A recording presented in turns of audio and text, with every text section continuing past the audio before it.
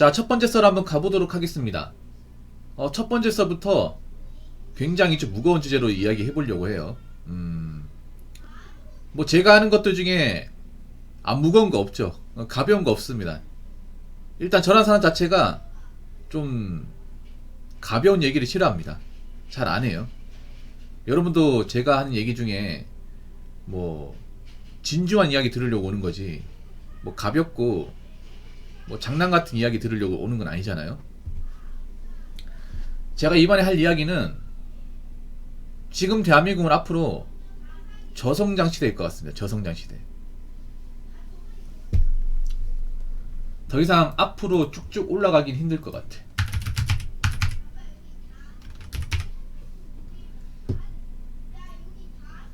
그러니까 이제 더 이상 이제 쭉쭉 치고 올라가지 못한다는 거예요.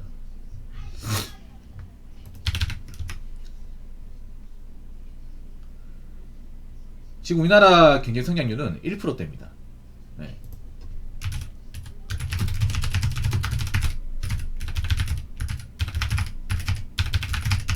(1%대) 거의 뭐 안 올라가는 거죠, 이 정도면.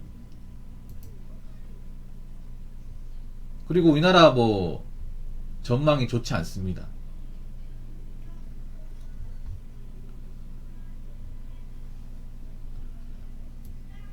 자, 올해가 1.3%거든요. 1.3%, 거의 1%대라고 보시면 될 것 같은데, 올해가 아니죠. 작년 2.3%. 근데 제가 봤을 때 객관적으로 우리나라가 성장을 더하기 힘들 것 같아. 네. 성장 안 한다는 건 뭐예요? 이제 기업들이 막 크게 돈을 투자하지 않는다는 거고, 돈을 투자하지 않는다는 것은 그만큼 일자리가 많이 안 생긴다는 거고, 일자리가 많이 안 생긴다는 것은 이제 좋은 일자리 들어가는 건 예전보다 더 힘들어지는 거고, 좋은 일자리가 별로 없다는 것은 그만큼 먹고 살기 힘들다는 거고, 먹고 살기 힘들다는 것은 그만큼 사람들이 지갑을 안 열다는 얘기가 됩니다. 그게 여러분들 눈에 보이죠?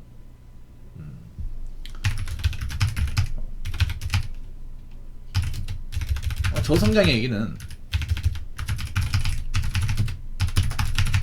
쉽게 말해 돈 벌기 힘들고, 먹고 살기 힘들고, 저축하기 더 힘들고,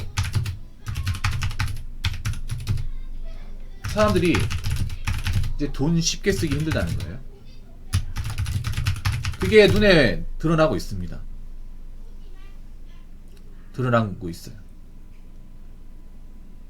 사람들이 요즘에 지갑을 잘 안 열어요.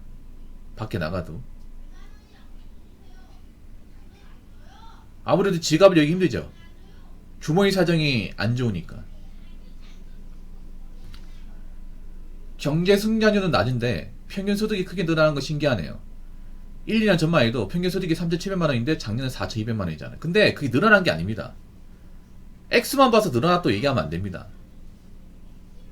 오히려 체감적으로 보면 더 줄었다고 생각할 수도 있습니다. 여러분, 평균 소득이라는 게 있잖아요. 저게 모든 사람들 다 집어넣는 거거든요. 그래서 큰 돈을 버는 사람은 당연히 늘었을 거야. 근데 평균 소득을 보는 게 아니라 중위소득을 보면 거의 차이가 없고, 오히려 체감적으로 봤을 때는 사람들은 소득이 늘었다고 생각하는 사람보다 줄었다고 생각할 거예요. 왜냐? 그냥 뭐 소득 오른 거는 그냥 이제 시급 오른 거. 예. 시급이 올랐으니까 당연히 오르는 거죠. 근데 시급보다 물가가 더 올랐으니까. 그렇잖아요, 여러분. 그러니까 평균 소득이 올랐다고 모든 사람이 다 월급이 오른 게 아니에요. 저렇게 판단하시면 안 돼. 여러분 지갑 사진 보면 알잖아요. 여러분들은 저 평균 소득이 올랐다고 해서 내가 지금 사정이 나아졌다? 이렇게 얘기할 수 있습니까? 이야기 못하죠. 오히려 이것저것 떼고 나니까 예전보다 돈 모으기 더 힘들다. 좀 그렇지 않습니까? 그리고 올해부터 아마 동결되는 거 많을 겁니다. 그러니까 임금 동결. 이제 곧 있으면 임금 협상하잖아요. 보통 한 2월달, 3월달 이때 이제 연봉 협상하는데, 뭐 연봉 올려받는 사람도 있겠지만 이제 좀 어려운 것은 동결되는 것도 많을 거예요. 그리고 요즘 보면 좀 웬만한 큰 기업도 성과급이 많이 터지지 않아. 뭐 삼성전자 보더라도 성과급이 예전 같지 않잖아요. 그래서 기업들도 이제 큰 돈 벌기 힘들다는 거예요. 큰 돈 벌기 힘들면 이제 투자 같은 거 무리하게 안 하겠죠. 많이 안 하겠죠.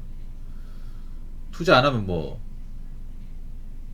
그만큼 사람 안 뽑는다니까. 그리고 우리나라는 내가 봤을 때는 장기적으로 봤을 때는 성장 가능성이 많이 없어요. 장기적으로 봤을 때 성장 요소가 별로 없습니다.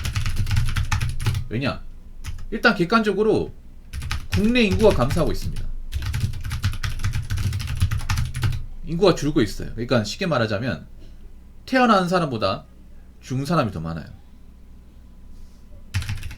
우리나라는 인구가 중요하잖아요. 인구가 중요한데 해마다 인구는 줄고 있습니다. 왜냐?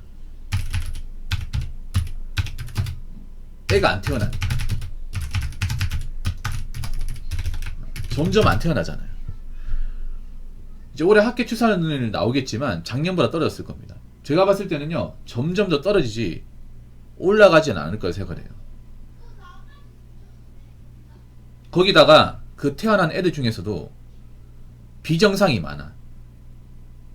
기형아 출산이 많습니다. 그러면 그 기형아 출산을 빼고 나면 정상적으로 사회에 나와서 나라의 보탬이 되게 일할 수 있는 사람은 많지 않다는 거예요. 가뜩이나 태어난 사람도 적은데 거기서 뭐 기형아 출산 빼버리면 얼마 안 돼 이게.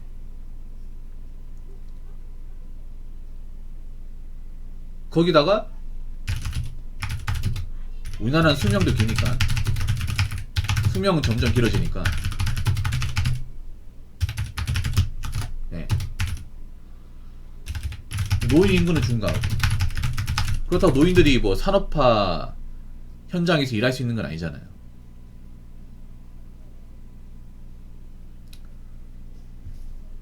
그렇기 때문에 어떻게 돼요? 가진 거 없는 사람은 점점 힘들어지겠지. 가진 거 없는 사람.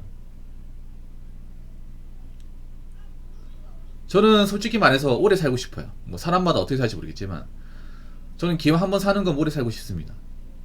최선을 다해 살고 싶어요. 근데 그렇게 하려면 어떻게 될까? 젊었을 때 헛짓거리 하면 안 되겠죠. 내가 지금 벌고 있는 돈을 아무 데나 막 쓰면 안 되겠죠. 근데 지금 보면 젊은 사람들이 막 쓰는 사람들이 많거든요. 젊을 때 한 번만 바라보고 나이 먹을 때 삶을 제대로 그리지 못한 사람들이 많아. 지금 뭐 젊은 사람들 남자 여자 할 거 없이 결국 우리는 나이 먹습니다. 좋든 싫든 간에 나이 먹어요. 나이 먹은 건 어쩔 수가 없습니다 이게. 근데 문제는 자신들이 나이 먹는 삶에 대해서 제대로 준비하고 있냐 물어봤을 경우에 제대로 답할 수 있는 사람들이 많지 않다는 거예요. 답을 해야죠 여러분. 우리도 지금 어르신들의 삶이 오는데 그렇잖아요 여러분. 물론 아직 까마득하지만 반드시 오게 돼 있습니다. 그럼 그때 가서 어떻게 할 거예요? 우리는 거기다가 연금도 기대할 수 없고 뭐 복지 같은 것도 크게 기대할 수 없습니다. 생각해봐. 우리가 어른 되면 노인 되면 지금 노인보다 배 이상 많아지고 젊은 사람은 훨씬 더 줄어요. 나라에서 노인들 그런 의료복지나 시설 같은 거 복지 같은 부분은 신경 쓸까요? 그러면 나라 예산이 안 돌아가는데 젊은 사람 세금보다 커지는데 제가 봤을 때는요 지금 젊은 분들은요 노인복지 같은 거 바라시면 안 됩니다. 애초에 스스로 자신의 복지를 만드셔야 돼요. 스스로 자산을 만드셔야 돼. 그러니까 쉽게 말해 뭐냐 하면 지금 여기 젊은 분들 많잖아요. 이 젊은 분들은 나라에 뭔가 의존하겠다 혜택 받겠다는 생각을 애시당초 버리는 게 좋습니다. 근데 그런 마인드 가진 사람들이 많지가 않습니다. 어떤 마인드냐 하면 내가 자빠졌더라도 우리나라에서 나 챙겨주겠지. 나 몰라라지 않겠지. 나도 국민인데. 좀 안일하게 생각하는 사람들이 많아. 근데 그거 정말 철딱선이 없는 생각이에요. 과연 지금 누리고 있는 혜택이 우리가 나이 먹었을까 유지가 될까? 한 30년 40년 뒤까지 버틸까요? 저는 아니라고 보거든요.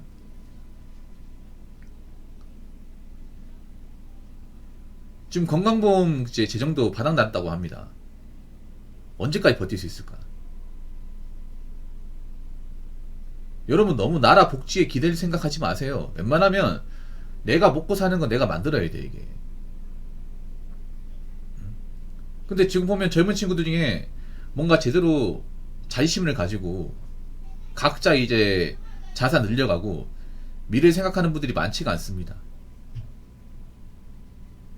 너무 나이 먹어서 살면 쉽게 생각합니다. 나이 먹으면 어떻게 되겠지? 나라에서 챙겨주겠지? 막연하게 생각해요. 못 챙겨줘 여러분.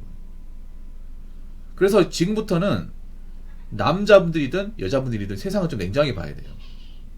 냉정하게. 앞으로 우리나라가 갑자기 막 쭉쭉 치고 나가고 갑자기 막 살기 좋아지고 그런 일은 제가 봤을 땐 벌어지지 않을 겁니다. 오히려 살기 팍팍할 겁니다. 가진 거 없는 사람, 버는 거 없는 사람, 모아놓은 거 없는 사람은 팍팍합니다 이게. 한번 보세요. 여러분 지금 길거리 가보면 뭐 휘황찬란하게 꾸민 분들 아니면 뭐 비싼 세다 모는 분들 난 그거 부럽지 않아. 생각해봐. 솔직히 말해서 뭔가 한국 꾸민 사람들 중에 정말 돈 많은 사람들 얼마 있을까? 오히려 불안하니까 밖에 나오는 것 같은데 내가 봤을 때는. 지금 자동차 끄는 사람들 중에 할부금 없는 사람들 얼마 있을까? 여러분 지금 우리나라는요 자동차를 구입하더라도 일시불로 사는 사람이 없습니다. 없어 그냥. 국산차도 거의 없어. 그럼 외제차는 더 없겠죠 여러분. 그렇다고 전 국민이 다 돈을 잘 버는 게 아니야. 돈을 잘 버는 사람 소수입니다 소수. 그리고 한 가지 더 말씀드리면 뭐 내가 사업 같은 거 해가지고 자영업 해가지고 뭐 남들보다 돈을 좀 더 번다 뭐 그런 분이 있는데 그 자뻑하시면 안 됩니다. 사업으로 돈 많이 버는 것도 한때입니다 한때. 사업이라는 게 5년 10년 이렇게 롱런하기 힘들거든요. 그래서 뭐 사업이나 자영업 하시는 분들은 내가 잘못될 때 지금보다 수입이 떨어질 때를 대비해야 돼요. 정말로. 그래서 좀 많이 벌 때 많이 비축해놔야 됩니다. 어디 가서 내가 이만큼 번다 뭐 자랑하고 거기에 혹해가지고 차 뽑아가지고 막 남들은 자랑하고 그럴 때가 아니야. 남들이 찾아는 또 멈춰야 돼. 여러분 그거 아십니까? 요즘 외제차 중고차 많이 안 팔린대요. 매입도 안 한대. 왜냐? 안 사갑니다 사람들이. 앞으로 이제 비싼 세단 같은 거 있잖아요. 몰다가 내가 형편이 어려워. 차 팔려고 해도 딜러가 매입하잖아요. 매입을 하더라도 엄청나게 후려쳐가지고 매입을 합니다. 왜냐? 안 팔리거든 이게. 지금 외제차가 안 나가요 중고 시장에서. 독상사도 많이 안 나가. 그럼 다른 차는 말할 것도 없지. 아니, 생각해봐. 앞으로 버는 것 뻔한데 무리해서 차를 뭐 할부로 이렇게 뽑았다가 감당 못하면 어떡하려고 그래. 이 사람들이 저기 많이 겁내한다니까. 이제 카푸어도 좀 몸살이는 분위기예요. 카푸어 있다가 빚 생기면 못 일어나. 그렇기 때문에 앞으로 제가 봤을 땐 그래요. 이런 저성장은 꽤 오래 갈 겁니다. 그만인즉슨 평범한 사람은 평범하게 사는 게 힘들고 원래 가진 거 없는 사람은 더 가지기 힘들어요. 빚는 사람은 더 고통받고요.